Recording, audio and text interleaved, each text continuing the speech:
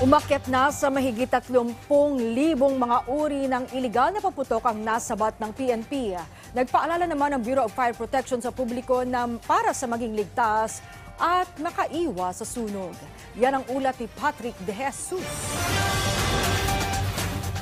Samut-saring iligal na paputok na ang nakumpiska ng Philippine National Police habang papalapit ang pagsalubong sa bagong taon. Higit 34,000 paputok na ang nasabat ng pulisya na tinatayang aabot sa 190,000 pesos. Pinakamarami sa nakumpiska ang 5-star na halos 10,000.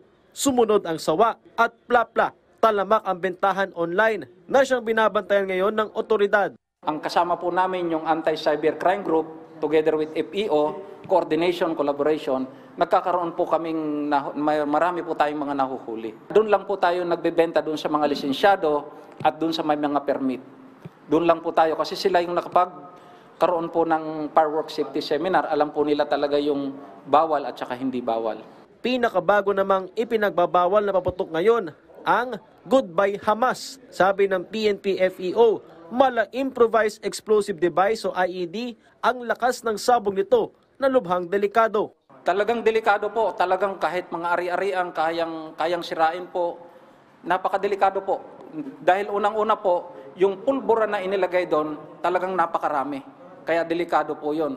Kasi kung mapapansin po natin, 0.2 grams lang po dapat ang nakakarga po sa mga paputok, nakagaya po nandito. Ito lang po yung pwede po dyan.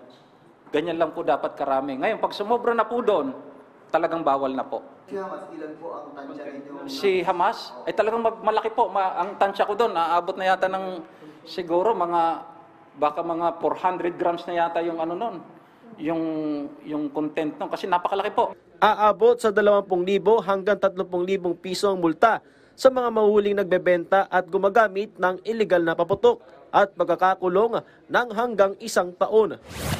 Naka-code red alert status na ang Bureau of Fire Protection. Nakaantabay ang fire trucks at mga bombero na handang rumisponde sa mga insidente ng sunog.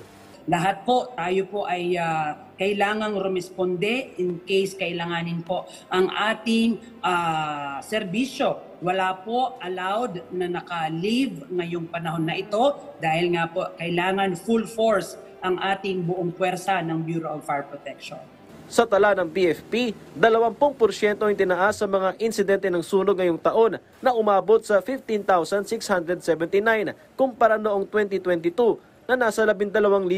Wala pang naiulat na insidente ng sunog na may kaugnayan sa paputok. Kaya tinihikayat ng publiko sa mga alternatibong pampaingay para sa ligtas sa pagsalubong sa bagong taon.